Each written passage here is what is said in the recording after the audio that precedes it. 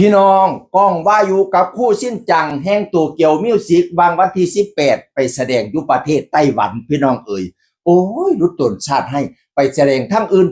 เนาะแล้วก็สิบ่จักผู้ใดแม่มากวนนาดางกวนเวทีเล่าพี่น้องเอ่ยตอนเล่าขึ้นแสดงกับคู่สิ้นจังนะเขามีเวลาให้แสดงแค่1 ชั่วโมง 30 นาทีนะเขาเพราะเขาต้องรันคิวผู้อื่นขึ้นอย่างเนี้ยมันน่าสิให้เวลากับศิลปินเต็มที่ดีให้ก้องวายุกับให้คู่สิ้นจังได้แสดงความสามารถแสดง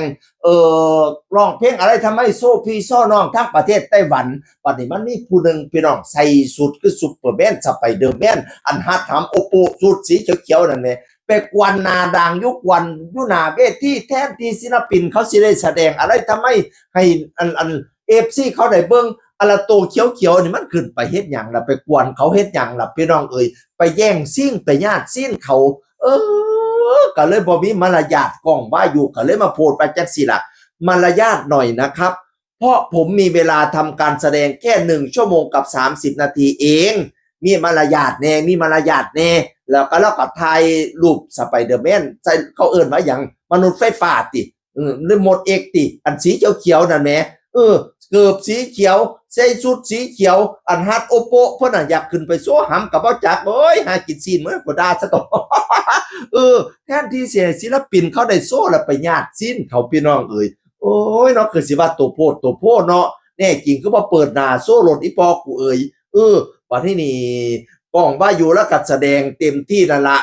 โอ้ยบัดเราไปแสดงแล้วก็ถอดเสียเต้นยั่วเต็มที่เต้นยั่ว FC อยู่หน้าเวทีนั่นน่ะอันบักสุดเขียวๆบ่เป็นตาอยู่บัดเขาเจ้าก็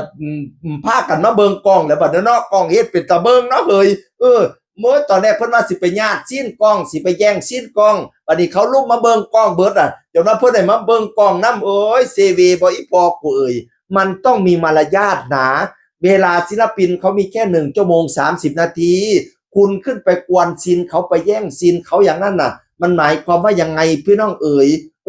เขาเรียกว่าไม่มีมารยาทมันเป็นช่วงเวลาของศิลปินต้องให้เขาปล่อยอะไรอันที่เขาเตรียมมาคิวงานที่เขาเตรียมมาให้รันไปเต็มที่ไม่ใช่ว่าให้ FC ไปแงงมึงแต่ตัวเองอย่าไปแย่งซีนศิลปินแบบนี้ถือว่าใช่ไม่ได้นะ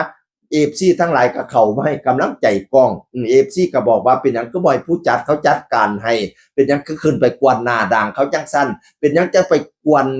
ศิลปินแบบนั้นคนก็ลุ้มด่าผู้เพิ่นนั่นสุดสีเขียวๆจักแม่นผู้ใดเบ้พี่น้องเอ้ยถอดหน้ากากมาเพิ่นอาจสิเป็นผู้ใหญ่ไม่สูงก็ได้เพิ่นอาจสิเป็นผู้คักแน่ในงานก็ได้แต่เป็นผู้ใดก็ตามสร้างเถาะมันบ่สมควรพี่น้องก้องว่าอยู่แล้วก็ว่าอยู่นี่นะมารยาทหน่อยนะครับเพราะว่าผมมีเวลาทำการแสดง1 ชั่วโมงกับ30 นาทีเองมารยาทหน่อยนะครับไว้ถ้าแม่นอยู่ประเทศไทยล่ะถือคนว่าหลายอยู่เติบอยู่นี่ค่อยว่านี่มันอยู่ต่างประเทศอยู่ซื่อๆเขาไปแสดงที่เขาซื่อๆก็บ่รู้เนาะว่าผู้ใส่ชุดอาจสิเป็นผู้สำคัญ